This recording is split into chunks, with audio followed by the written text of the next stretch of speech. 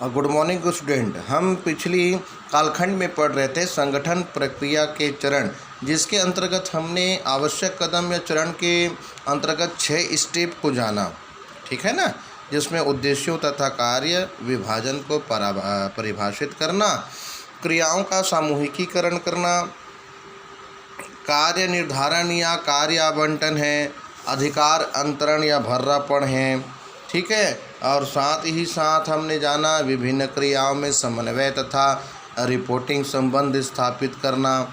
उसके बाद है मानसिक क्रांति, है ना भाई।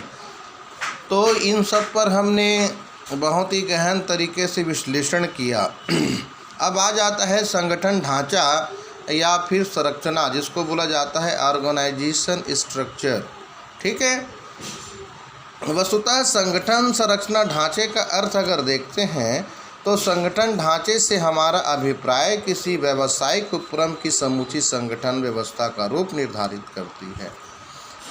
जिस प्रकार किसी उपक्रम की नीतियां उन सीमाओं का निर्धारण करती है जिनके भीतर कार्यक्रम तथा कार्यविधियां उत्पन्न की जाती है, उसी प्रकार संगठन ढांचा उस प्रारूप का प्रतिनिधित्व करता है जिसके अनुसार उपक्रम के प्रशासनिक संबंध स्थापित एवं निर्धारित किए जाते हैं, ठीक है।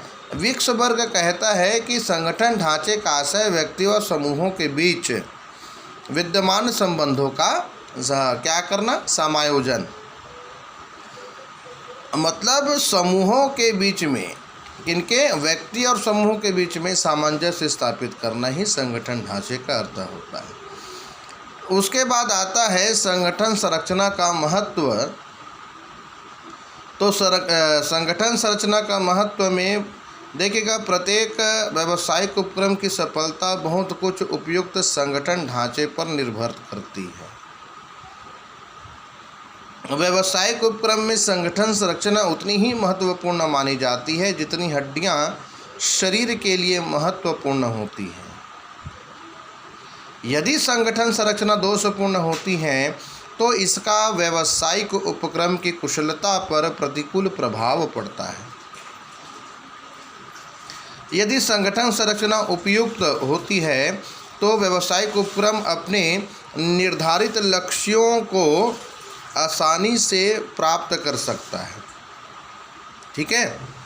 संगठन संरचना समन्वय का मार्ग है, और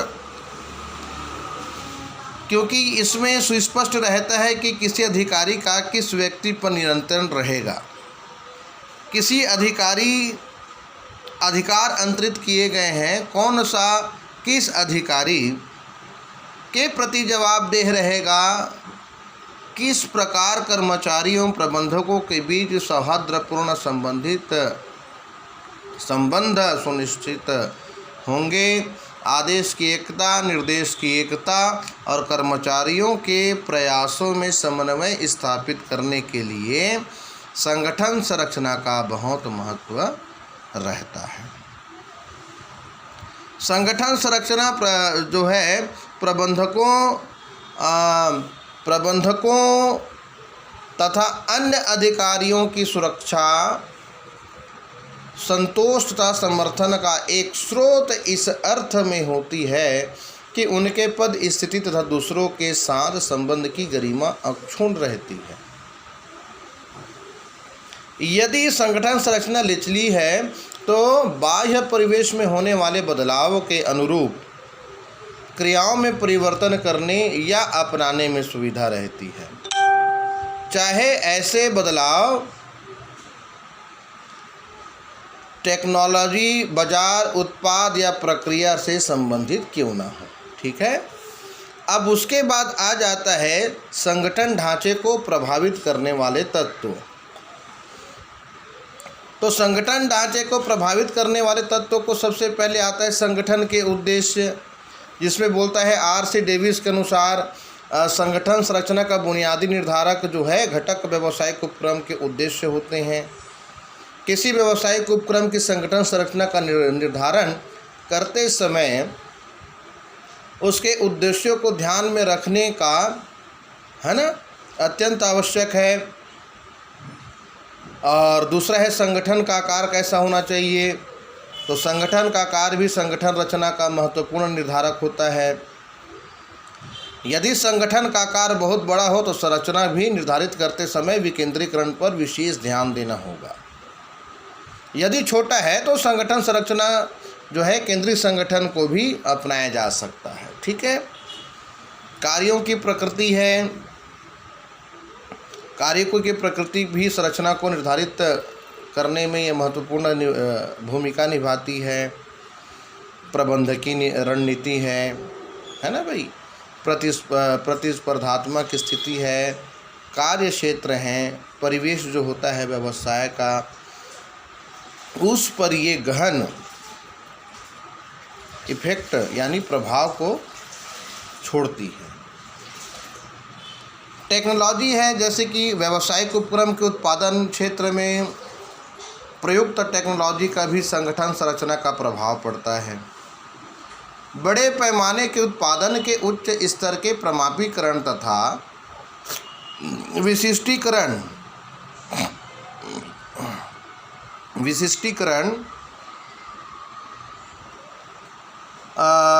की आवश्यकता पड़ती है, जबकि छोटे पैमाने के लिए यह जरूरी नहीं है।